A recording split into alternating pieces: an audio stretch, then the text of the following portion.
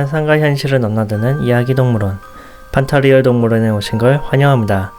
지난 시간엔 박쥐가 어떤 동물이고 어떤 취급을 당해왔으며 여러 바이러스를 가지고 있다는 것을 알게 되었습니다. 이번 시간엔 박쥐가 얼마나 소중한 동물이고 어떤 점이 오해였는지 알아보겠습니다. 제가 영상을 올린 뒤에 검색해보니까 무한폐렴이라는 단어보단 코로나19라는 단어를 쓰도록 권장하더라고요. 그래서 이번 영상부터 코로나19라고 부르겠습니다.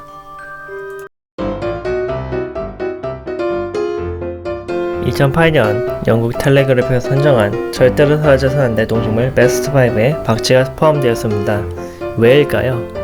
저번 시간에 박쥐는 종에 따라서 먹이가 다양하다고 말했었죠? 먼저 꿀을 먹는 박쥐는 식물의 수분 매개 활동에 큰 기여를 합니다. 낮에 피는 꽃은 벌과 나비 같은 곤충을 통해 수분 매개가 가능하지만 밤에는 그렇지가 않죠. 그 대신 박쥐들이 꽃이 꿀을 먹으면서 밤에 피는 꽃들의 수분 매개를 도와줍니다. 그리고 다이토 과일박쥐 같은 과일박쥐는 열매를 먹고 씨앗을 멀리 퍼뜨리는 중요한 역할을 합니다. 곤충을 먹는 박쥐들은 곤충의 개체수를 조절하는 데 큰 기여를 하는데요. 2016년 국립생태원에서 2월부터 12월까지 집박쥐를 포함한 4종의 식충성 박쥐를 대상으로 연구한 결과 7에서 9g의 박쥐가 매일 밤 먹이 3,000마리 정도의 해충을 잡아먹는다고 합니다. 그리고 박쥐의 배설물의 구안호는 햇빛과 식물이 없는 동물 환경에 사는 다양한 동물들이 먹이가 되며 비료로 사용됩니다.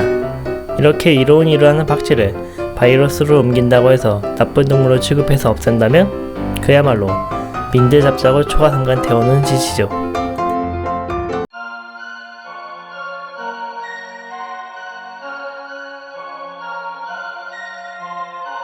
어떤 사람들은 모든 박쥐가 피를 먹는다고 생각하는데요. 1200종의 박쥐 중 피를 먹는 박쥐는 3종뿐이고 모두 남미에서 서식을 합니다. 그리고 흡혈박쥐의 침속 당당백질은 피를 마시는 동안 피가 굳지 않도록 하는 역할을 합니다. 이 단백질은 드라큘라 백작의 이름을 따 드라큘린이라고 하고 허혈성 뇌졸중과 심장마비 치료약으로 효과가 있다고 합니다.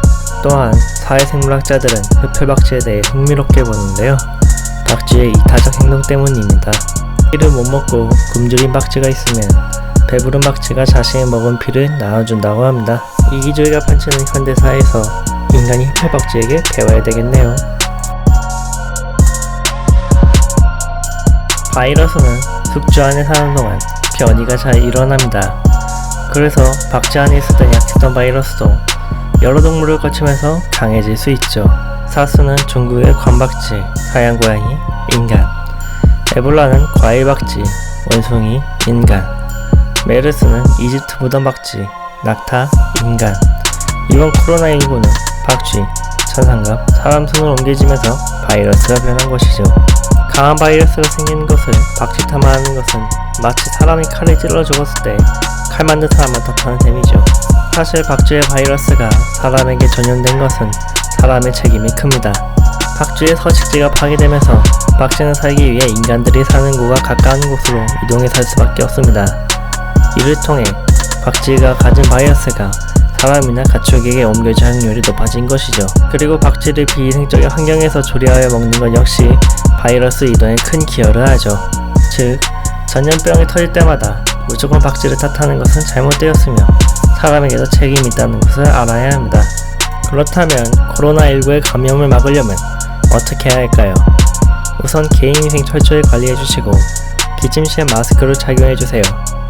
그리고 감염이 의심된다면 1339에 전화해주세요. 자세한 사항은 질병관리본부 홈페이지를 참고해주세요. 그리고 유튜브에 판타리얼 동물원 검색하시고 구독과 좋아요 눌러주세요. 이상으로 박쥐의 변호를 마치겠습니다. 감사합니다.